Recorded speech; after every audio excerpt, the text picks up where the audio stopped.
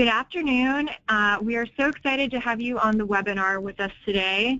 But before we get started, we're going to briefly go over some Gotowebinar Technology.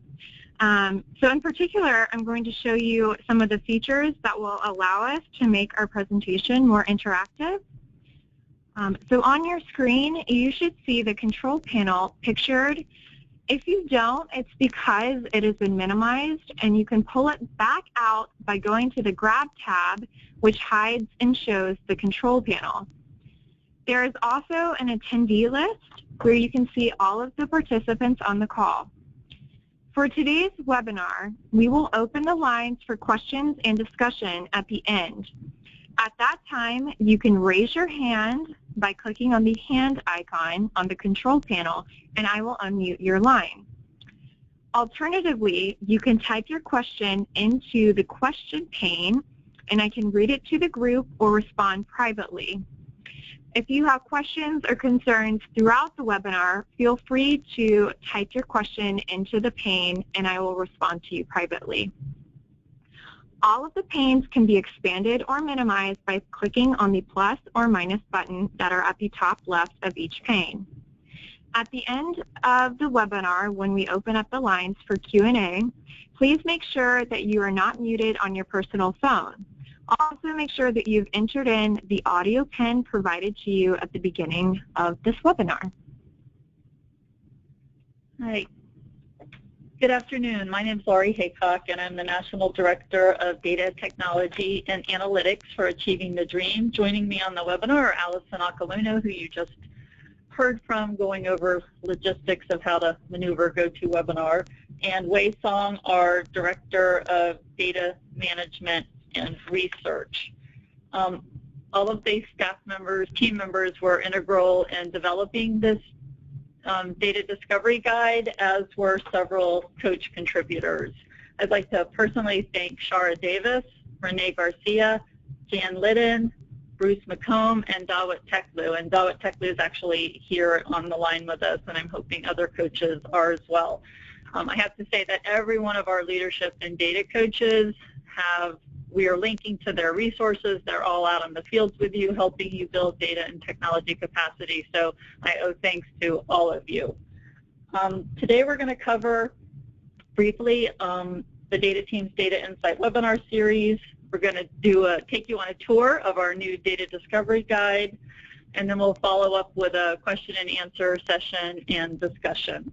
And then afterwards there'll be a brief evaluation that we'd appreciate you completing.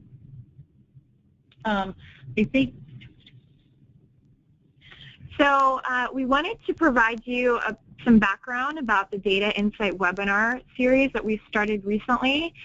This series will hopefully be monthly, possibly every 6 weeks, but regularly focused on data and building a culture of evidence in your student success efforts. So the evaluation that we put forth to you at the end will be an opportunity for you to provide us topics or presenters that you might know of that would be willing to join us on a Data Insight webinar as a presenter. You can follow us at Achieving the Dream or at Achieve the Dream and hashtag at ATD_data. You can also visit our YouTube channel after this webinar to watch previous episodes and to maneuver around the other webinar series that we have. Also, if you think of a topic or a presenter later on and you'd like to let us know, just email me at aakalonu@achievingthedream.org, and we'd love to discuss that option. So stay tuned for our next Data Insight webinar. All right, so today we're showcasing the Data Discovery Guide, which was released to you October 5th. And really the guide, we wanted to put forth a comprehensive guide at looking at student success through the lens of data. It's customized for relevance to Achieving the Dream institutes, and we're taking a tiered data approach, realizing that colleges are at different levels of analytic maturity. So this first version really targets the foundational data that all colleges should be examining in their student success efforts. Embedded in the guide are data insight webinars, Excel spreadsheets, links to other useful resources for you. So it's an interactive guide. The data guide is intended for all who are seeking to build data capacity to support their culture of evidence. It's written from the view of a practitioner, so we really built it to help support colleges and coaches, as well as your institutional research, college, core, and data teams, and really anybody from your academic, student affairs, and support services who are working with you and on this student success journey with you. Some key features are that it is a digital versus a print publication. It's a living, dynamic document that will be updated regularly, at least twice a year, but as new tools are developed, new Excel workbooks are developed, new resources come about, we will be adding those to the document. It's mobile optimized, so it will adjust for viewing on your iPhone, your smartphone, your tablet, your phablet, your desktop, any device. It's media rich and interactive versus an under the glass document. And there's version control, so there's always one version of the truth. The link that you have today will always link you to the most current version. Okay, reviewing, I'm just going to do a brief overview of the contents, and then we'll go on a tour. So we start with just an introduction to the guide, and then there's a chapter on building a solid data foundation using quantitative data, and that's the why data, or the what data, and then the next chapter is on integrating the qualitative data into the data foundation. And then we go into planning for and evaluating systemic change, and then a chapter on data visualization, data narratives, and how to use data to engage your college community. We provide resources and then useful links, and then a glossary of terms. We are planning future chapters which will provide data analyses that more mature colleges are ready for. But this first version, again, is the foundational the data that all colleges should be looking at. So now we'll take you on a tour. The Discovery Guide is housed on the Achieving the Dream website, and you can bookmark that link for easy access to it. So to get to the data discovery, you'll see the link on your screen right now, but for the purposes of this webinar, you don't have to type it into your pane. I'm just going to take you there. So bear with us as we pull up our screen. So you'll see this is the landing page for the data discovery, and it's achievingthedream.org/data, -discovery. And from this pane, or page rather, you can see at the bottom right-hand screen a button where you can go to full screen mode, and from there we will begin our tour. Okay, thank you, Allison. So here you see the cover, and then we'll click through to the acknowledgments. Again, I want to thank all of the coaches who contributed this. This was truly a team effort, and Allison did a tremendous job on the layout and design.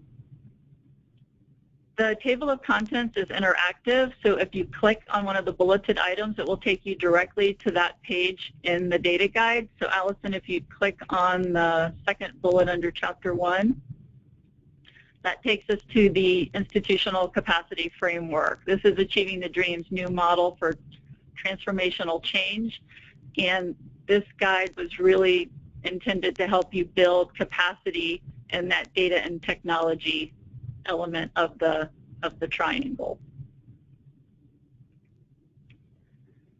This just briefly provides definitions of the capacity framework. We'll be rolling this out fully at Dream 2016, so you're getting a sneak peek here in the data guide. Next, we cover the role of your coaching team, your leadership coach and your data coach, who guide you on the student success journey. So if you click to the next page, it goes into the role of the leadership coach, the role of the data coach, and then how colleges can prepare for their first site visit. This is useful for new colleges, but there's also some tips that are relevant for all colleges. Within the guide, we have resources. So Allison, if you'll click on the Network College Inventory, this is a new tool that we've developed for you, which is a way for you to inventory all of your technology tools that support your student success efforts, your student success initiatives, as well as your interventions and high impact practices. So Allison's going to explain to you how you can download these resources. Right. So throughout the guide, you will see various hyperlinks that will take you either to websites or to an embedded resource, such as this Network College Inventory. This example, what it will do is it will pop up into a new screen, and you can just peruse it here if you prefer, just to get a quick glance, or you can actually download the document here. So the download button, I believe this is a Word doc, so it will download, and if you see on my bottom left-hand side, you have the document there. And as I said, throughout the guide, you'll see these resources highlighted, typically highlighted in blue, other times in other colors. But yeah, thanks, Lori. Thank you. All right, scrolling now to the next one. So the next chapter is on basically laying the groundwork for your data strategy, how to prepare for the kickoff if you're a new college, and how to establish a data team. With our new research agreement with the National Student Clearinghouse, we are encouraging that colleges add a data team member who is responsible for a student tracker at your institution. Typically, that is someone from the registrar's office, but that's a new addition to our suggested data team members that you'll see on the left-hand column in teal. So many times colleges build their data team and then they struggle with how to sustain their team. What tasks can they give them and roles can they give them to keep them engaged and productive in this work?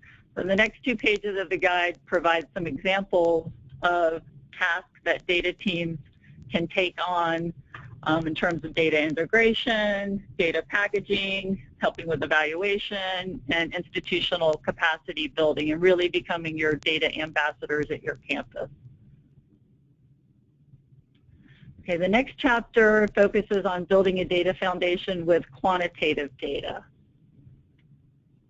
And in that, we realize that colleges have, again, all different levels of maturity, and analytics is a maturity. So at the low end of the scale, we have what I call forensic data, or the descriptive analytics. Those are the data points that have happened in the past, and you can't influence them or change them, but we can certainly learn from them. So that's like that hindsight view. And as you build maturity, you move up into insight.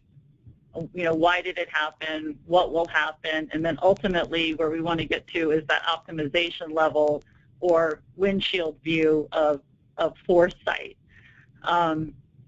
So that's the analytic maturity model, realizing that they're all important, but we want a balance of those. So a great way to start for all colleges is to conduct a data inventory of what data you already have on your campus that can support your student success efforts and where the gaps are. Building a bridge between institutional research and information technology is also very helpful in building data and technology capacity on your campuses. IR has the context for understanding the data, but IT often has the resources and the technology skills to help automate a lot of the canned data, automated data requests, to help build dashboards, data warehouses, etc. So really it needs to be a marriage, and IT should be involved on your data team with your IR folks. So this provides some typical IR roles and IT roles. And then we address some common data challenges which are uniform across all institutions and on all organizations. So throughout the guide, you'll see the light bulb tips, and those are just helpful tips that we're providing for you. In this case, it's on developing standard quality checks to help improve your data accuracy. Again, we talk about some common challenges and issues regarding data. We also know that you have to talk data, so we give some tips on the difference between percentage point differences and percentage differences, and how the data for achieving the dream and student success is really learning-centered. We're not always talking about statistical significance, but often meaningful significance, and how we're looking at this from an investigative learning lens. Pathways is large, so a great way to organize your data is to think about it from a pathway perspective. So if we look at the completion by design framework, that's a great way for you to organize your data. What data points fall in that connection part of the pathway, the entry, the progression, the completion, and even the transition, right? The transition to four-year schools and the transition to the workplace. There can be labor market outcomes and transfer outcomes there. Tracking students longitudinally is a hallmark of achieving the dream. We want to know where we're losing students in the pipeline and the obstacles that they encounter along the way, and whether they're achieving certain credit milestones. So some foundational student success questions that every college should be asking themselves are included here. What percentage of students who start in the fall are retained to the next spring, to the following fall? Persistence is important, as is productive persistence. So we also want to look at some milestone completion in terms of credit accumulation. What percent of students are earning 12 credits within their first year? If you're in a state with performance funding measures and the measure you're looking at is 15 credits per year, that's fine. Just the point is to be looking at some milestones. What percent of students are completing their developmental math and English requirements, their developmental math and gateway math? We know that that can be an obstacle for many students. And what students are ultimately completing with a certificate or degree. And now with the clearinghouse, we'll be able to answer what percent of students are transferring to a four-year institution. There's a lot happening nationally with developmental education. It's a changing landscape. In states like Florida, where DevEd's optional, students can opt in and out. That's really changing the metrics that you'll be looking at and your ability to track in terms of the co-requisites and the modularization. So just realizing that that landscape's out there and affects national benchmarks.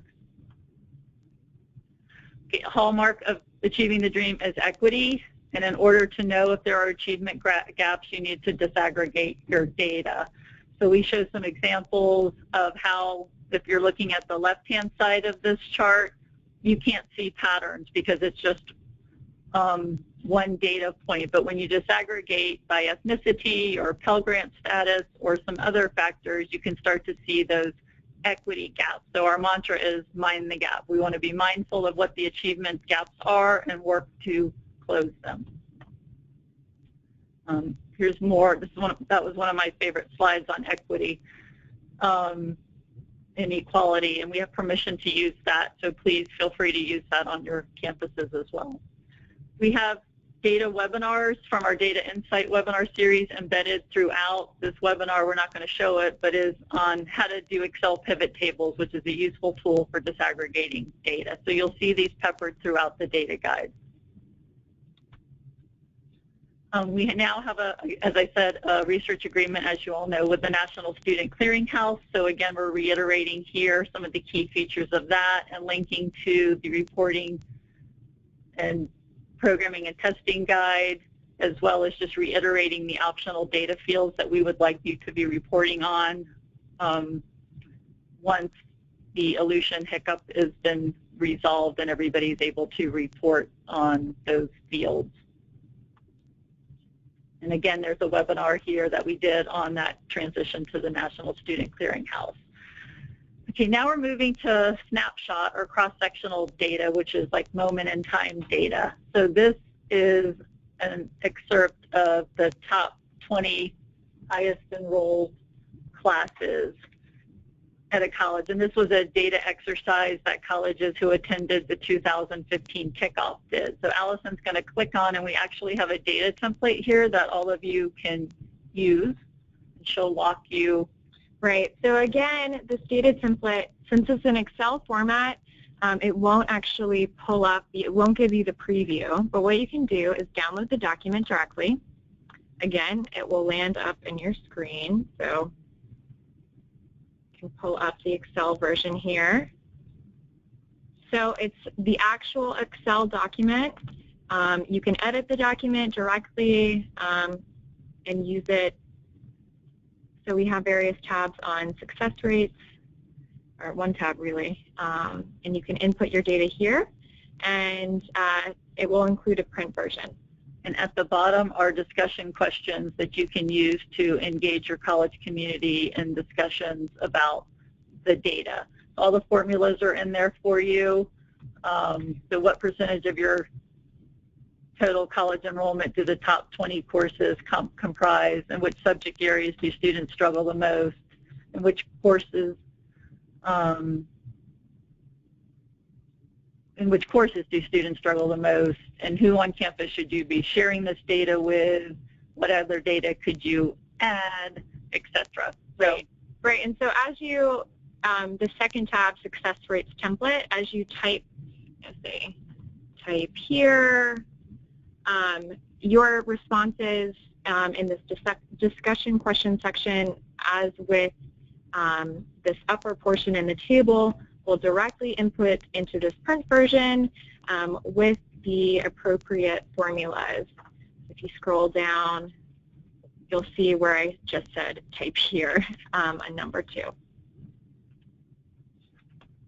Okay, so we have several of these Excel templates built and embedded throughout the guide, and we'll be continuing to add resources for you. Okay, the next chapter delves into qualitative data and how to weave that into your data foundation. So whereas the quantitative data focused on the what, the qualitative data focuses on the why. Why do those achievement gaps exist? Why is the data what it is? And so one effective qualitative data method is focus groups. So we have helpful resources on the right-hand column, and one of those is a link to the SESI focus group toolkit. Sure, so Allison will pull that up. And so I guess in addition to having all of the resources appended at the end, we tried to put them where you would need it, when you need it, within the guide.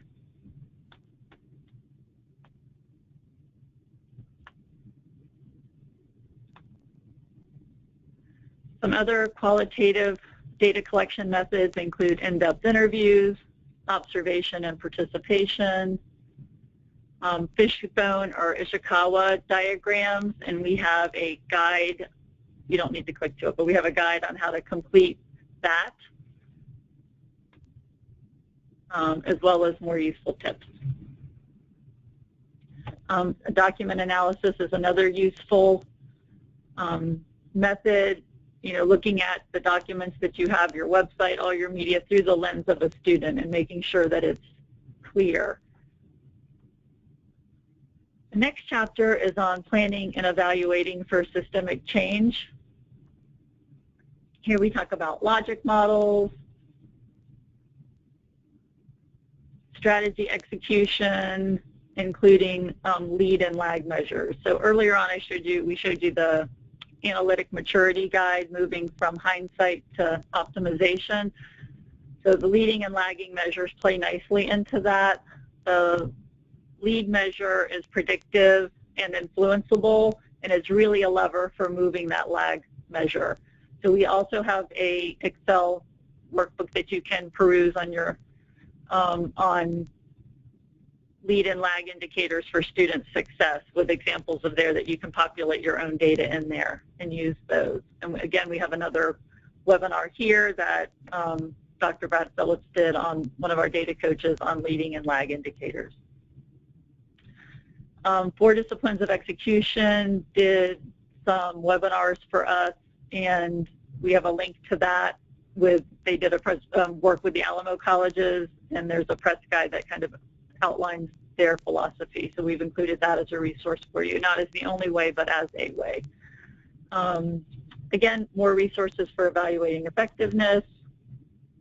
And then we have some return on investment calculators for you, realizing that many times to participate in a student success initiative or to get resources to fund an intervention that you may want to undertake, sometimes you have to persuade others of the return on investment. So there's 3 calculators here that you can use really to show if I retain X number of students, what that value is. So you can start to see those investments. Next, colleges often need to track your key performance measures, some kind of progress monitoring or scorecard, so you know what your key measures are, where you are, if you're above target, on target, below target, so you can take action to change that. So it's really just a player scorecard. Often colleges also develop dashboards which have more filters built into them, so you could slice and dice the data in a variety of different ways and share that with your college community to put data in their hands so that it's accessible when they need it and in the format they need it. So here we've provided an example from St. Petersburg College that they have on their website that they share freely. So we thank St. Petersburg for allowing us to share that, and you can review that on your own time. Next, we move into data visualization, narratives, and engagement, realizing that data tells a story, and part of our job is to help tell that story, because people often don't remember statistics, but they'll remember the student experience or the story associated with that statistic. So there's many tools that we can use to help us tell that story. So we have some before and after pictures for effective table design. Here's the before. Here's the after. You can see now it's sorted by expenditure, highest to lowest. Everything's centered. There's a lot less, we got rid of the grid line, so it's cleaner, easier to read. So we provide some useful tips on how to design effective tables, as well as how to design effective graphs.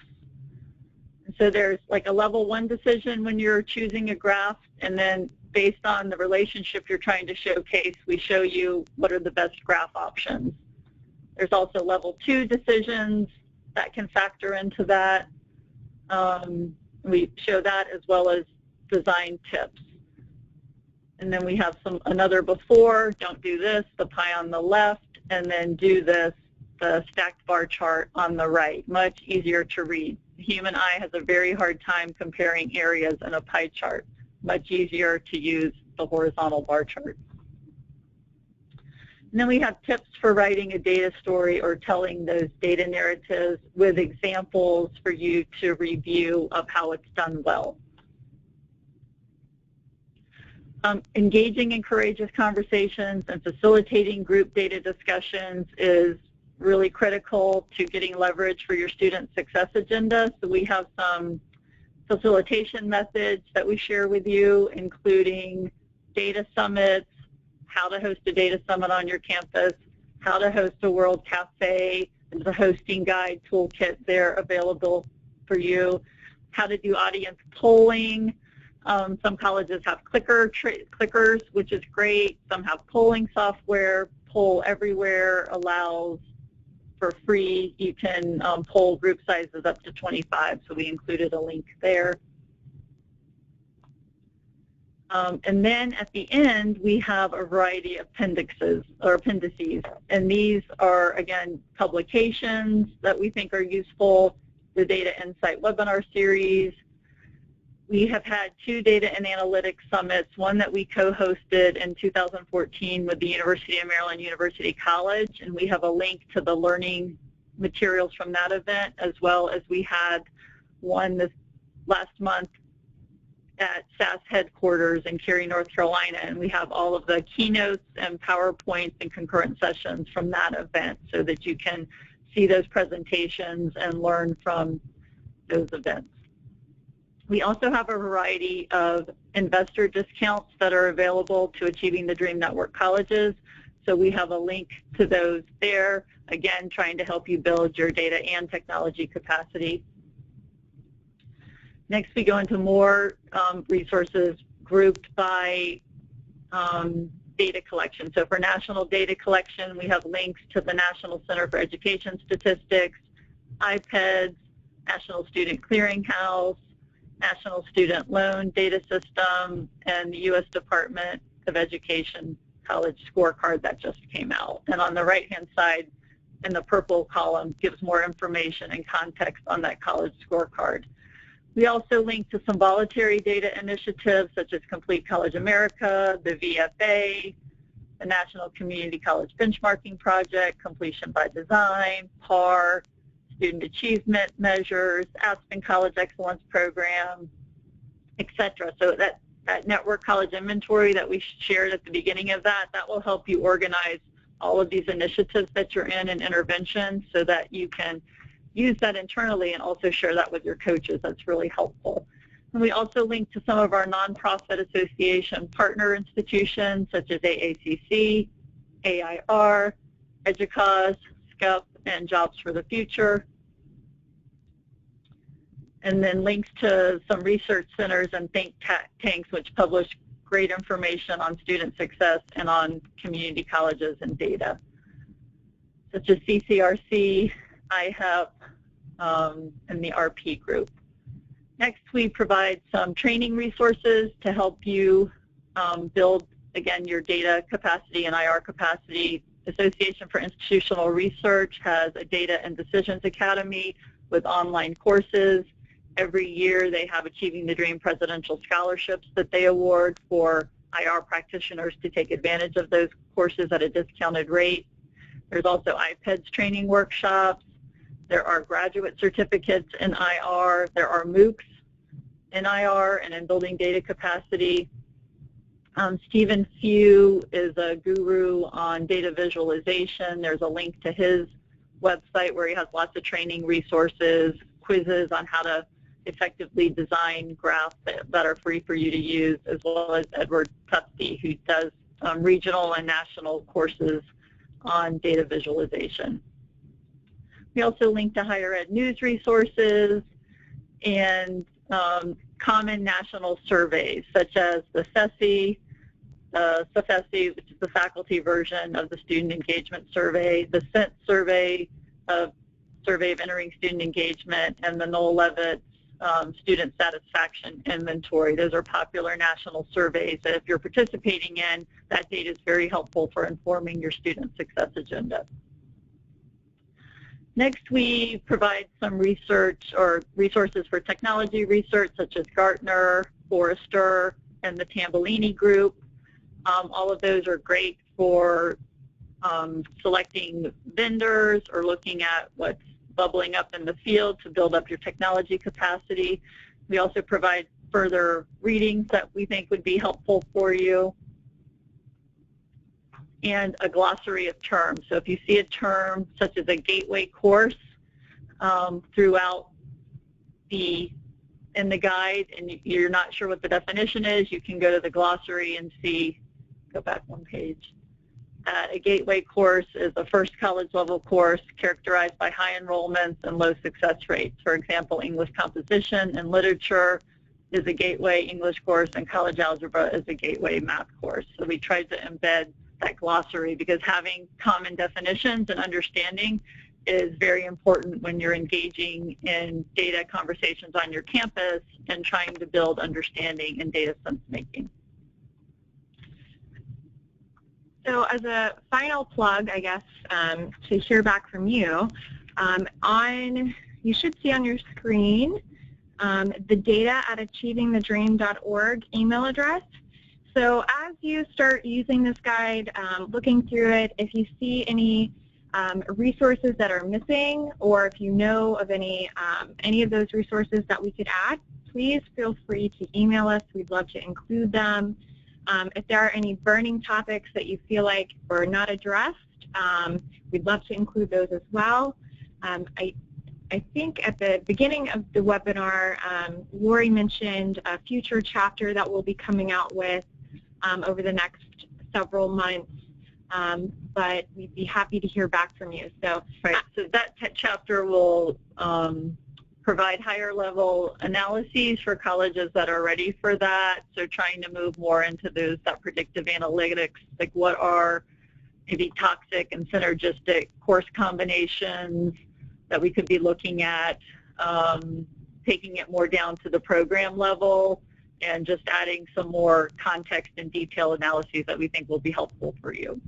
And as you see, I was just previewing another feature of the data guide. At the top, if you hover your mouse over the top of the data guide, you should see all of the pages at a glance, so you can quickly navigate from the beginning to the middle section or wherever you want to go. So, if we want to jump back to the front fairly quickly without having to manually scroll, we can.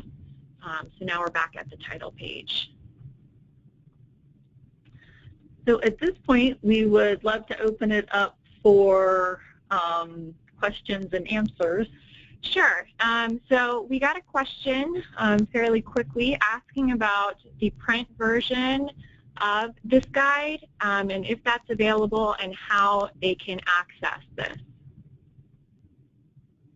So the data guide is a living digital document that is updated regularly. So our preference is not to produce a PDF version because that creates version control issues. However, if you strongly want a PDF version, we can provide that to you if you send us a request at data@achievingthedream.org.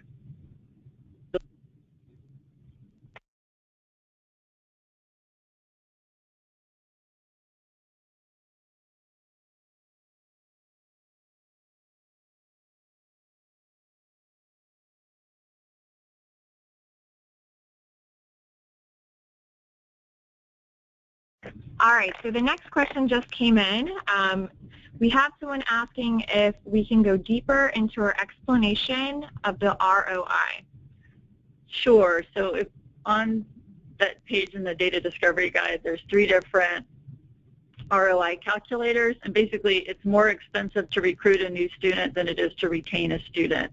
So if you can show the value of retaining X number of students and what that equals in terms of revenue generated, it can be a strong selling point internally or with your board to get resources to invest in student success interventions or initiatives. There are states who have performance funding measurements, so if you can really move the needle, and it comes back to you in state performance funding measures as well. So it's just basically that there is a return on your investment for investing in student success. Great, thanks, Lori. So the next question is, first a comment that this is a great document, rich and deep with information, but how and where is the best place for them to start? So I think the best place for you to start is with those foundational questions that were on that page. How many of our students, like doing that longitudinal cohort tracking, where do we first lose students in the pipeline? Starting with your incoming fall cohort, looking at that data. If you've been in Achieving the Dream, you have your data products from the last several years, or we sent them out last in the spring. And if you don't have those, you can request them and we can send them to you. But looking at your key success measures, looking at the disaggregation, and answering those key questions regarding persistence, completion, and then I would add in the milestones. That's something we haven't looked at in the past that's very important, is those credit thresholds, how many students are achieving those milestones, because that's a strong lead indicator. There's also the spreadsheet in there on leading and lag measures. That's a great one to start populating. In terms of getting faculty engaged, the top 20 highest enrolled courses with the lowest success rates gets faculty very engaged because they feel like they can influence that. It's something that's happening in their classrooms, and you can bring adjuncts and full-time faculty together to have those conversations. That's a terrific convocation exercise or departmental team meeting exercise. So those two Excel templates are great. Again, the top 20 highest enrolled courses, because that really leverages, if you can move the needle there, that makes a big impact on your campus. And then the leading and lagging spreadsheet that's in there. I would start with those two places. Great, thanks, Lori.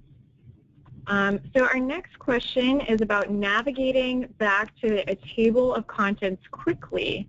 So what I would suggest at this time, using my screen as an example, is to, I think you should see this on your end. Let's see if I can get audience view. Yes. All right. So on your screen right now, you should see at the top where I hover over my mouse, all of the pages jump up fairly quickly. And so you also should see, so if I hover over that, I can, oops, jump to the table of contents within seconds. There we go. So that took me about 3 seconds to get there. You do have to kind of go through this list, but the table of contents, since it's at the beginning, is fairly easy to get to. Oh, we had one other question that came in, and that was, what software did we use to create this data guide? And we used LucidPress, which is a print and digital publication platform.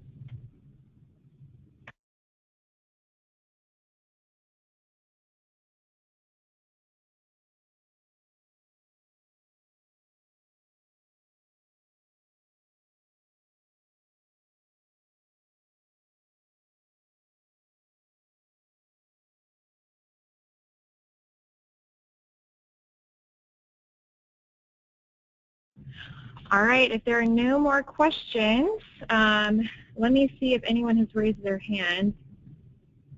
Sorry about that. I should have done that at the beginning. I was reading our questions that came in. I did have one more question about the data that will be coming back to you from the National Student Clearinghouse. So in the spring, we'll be providing, again, the data reports like we have in the past, and it'll include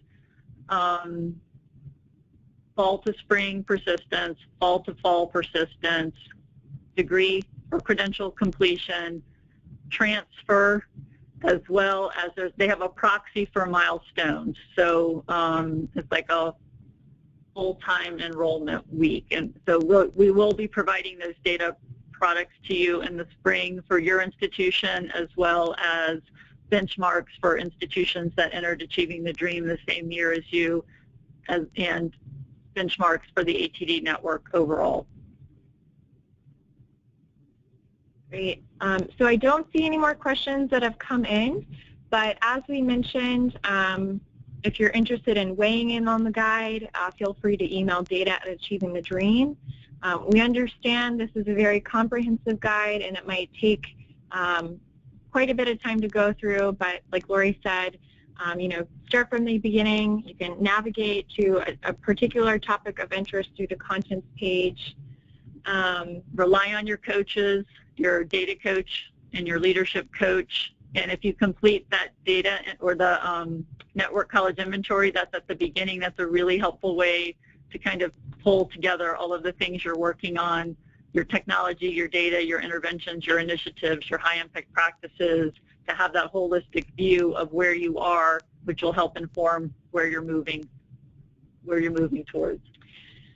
So this concludes our webinar, but before we completely sign off, we'd like to hear from you. I've just sent out an evaluation through the chat pane, so if you have a minute of your time. We'd love to hear back about what you thought about this webinar, and also it will give you an opportunity to provide us any other topics of interest for webinars or presenters that you might know of. So please take a few minutes to well, really it's under a minute, to take the survey.